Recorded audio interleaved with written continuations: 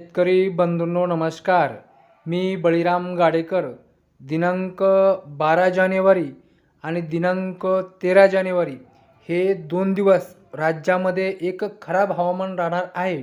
त्यामध्ये धुई धुके, धुरकट वातावरण, ढगाळ वातावरण आणि तुरळक ठिकाणी हलक्या सरीसुद्धा होणार आहे.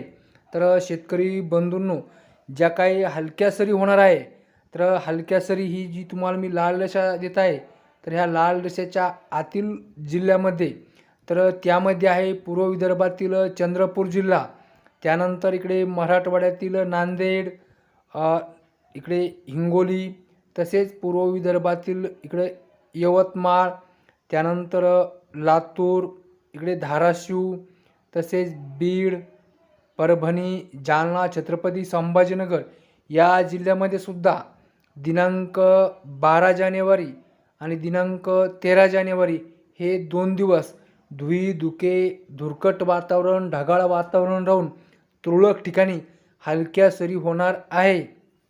त्यानंतर इकडे दक्षिण महाराष्ट्रातील सोलापूर, सांगली, सातारा, कोल्हापूर या जिल्ह्यामध्ये सुद्धा एक तुरळक ठिकाणी हलक्या सरी होणार आहे.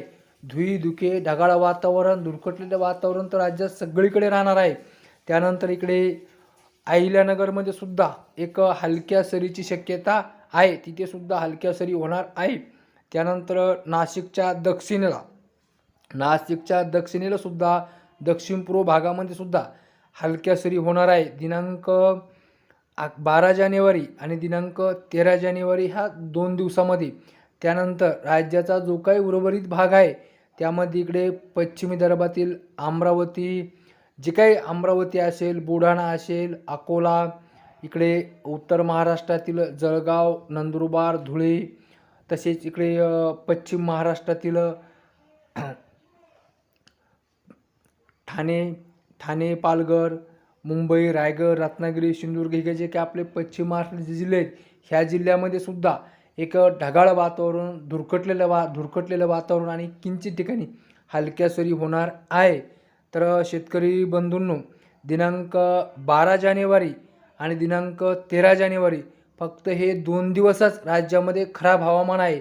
त्यानंतर 14 जानेवारीपासून पुन्हा वातावरण क्लिअर होऊन नुसतं आपल्याला पुढे धुरकट वातावरण दिसेल.